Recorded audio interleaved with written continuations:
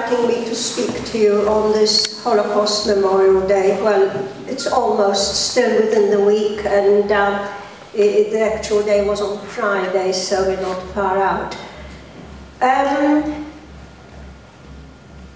Now, the theme of this year's Holocaust Memorial Day is Speak Up, Speak Out. And I'm very conscious that I'm speaking not only for my fellow survivors, now a rapidly diminishing number, but also for those who dared not speak up themselves, those who perished, individuals, families, husbands, wives, children, often 2 or 3 generations with no graves, who were wiped out by the Holocaust. My testimony must in some small measure represent them also. I was witness to the horrific events that befell European Jewry during the Second World War and experienced some of them. I was born in Poland, the middle child of 3, with a younger brother Ben and with an older brother Ben and a younger sister Lucia. Sorry, I can't get my pages sorted out. Now, my father was a partner in a flour mill, and my mother was a housewife looking after us at home. I had grandparents, aunts, uncles, cousins, some of them living in my hometown, some nearby, and we used to visit, have holidays together, and I lived a very uneventful but very happy life of that period before the war with my family in Poland. I also, of course, I'm Jewish, and I also observed all the Jewish festival, and I had, as I said, a very happy family life until the 1st of September 1939, when the German army invaded Poland and my world collapsed. My hometown, Piotrków Trybunalski, being near the German border, was bombed and very quickly overrun.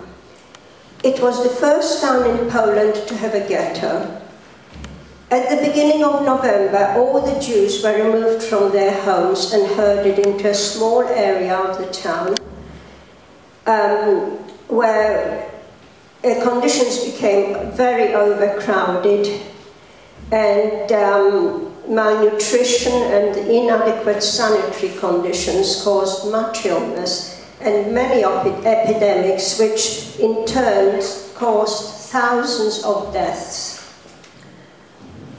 Although there were constant roundups and people were being sent away to various camps, the main deportation came in the autumn of 1942. And I only managed to avoid it because my parents paid for me to stay with a Polish family where I lived as a Christian.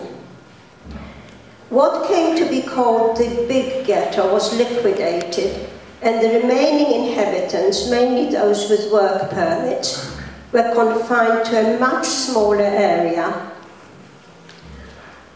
When it was felt safe, my father arranged for me to return to what was called the Small Ghetto. And after only a few weeks, more than 500 women and children, including my mother and younger sister, were taken away and brutally murdered.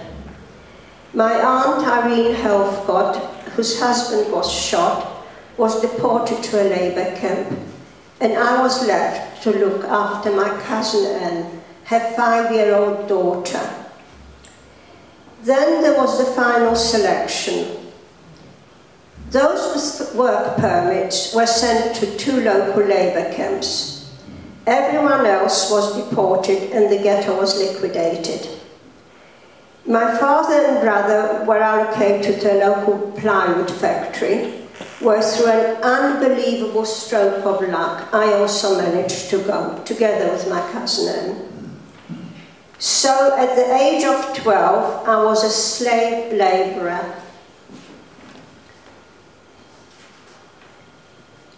I'm sorry, but I just cannot separate my pages. For about 2 years, I was working with machines that made plywood huts for the German army. We did not live together as a family. Men and women were housed separately, and while I was at work, other women in the barracks kept an eye on my cousin Anne. Towards the end of 1944, the final deportation took place. My father and brother were sent to Buchenwald with the men. Anne and I, 2 aunts and a number of friends were deported to Ravensbrück concentration camp.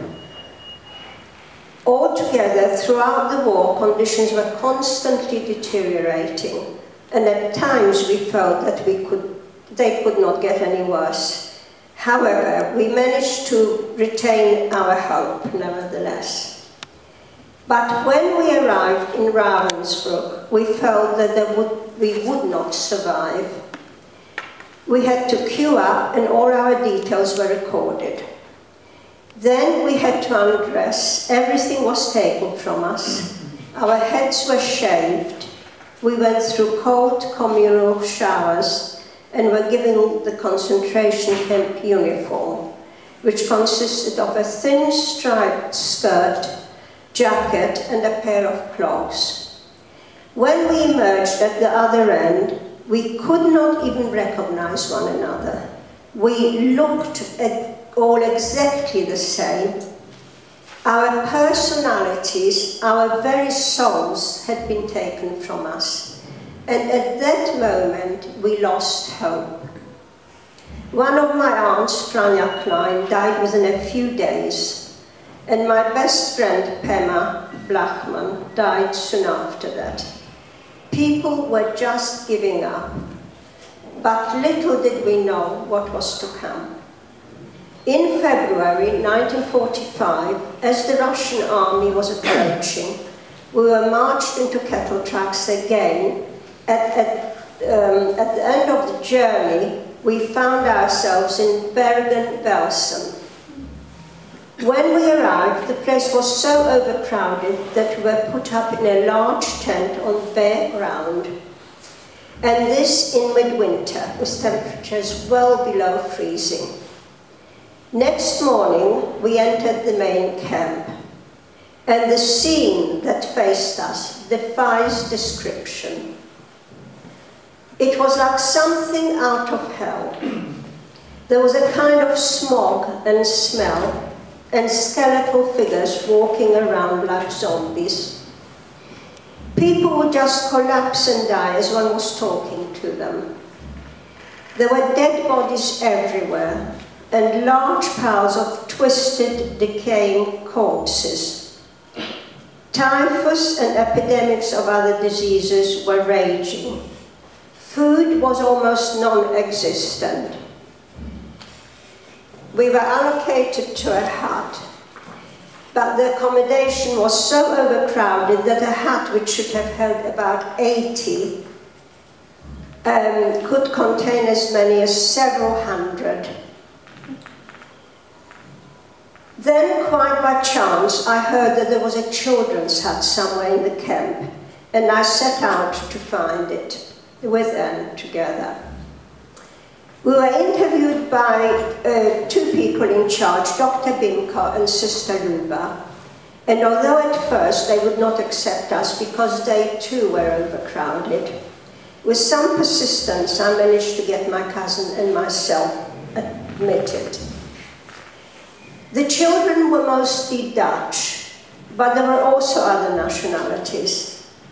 I still have a vivid picture of the view from the window. There was a hut for dead bodies right opposite us, and the constant procession all day. At first, the bodies were brought in rather dilapidated carts. Then, when these broke down, they were pulled on blankets. And finally, it degenerated to a corpse being dragged along the ground by a limb.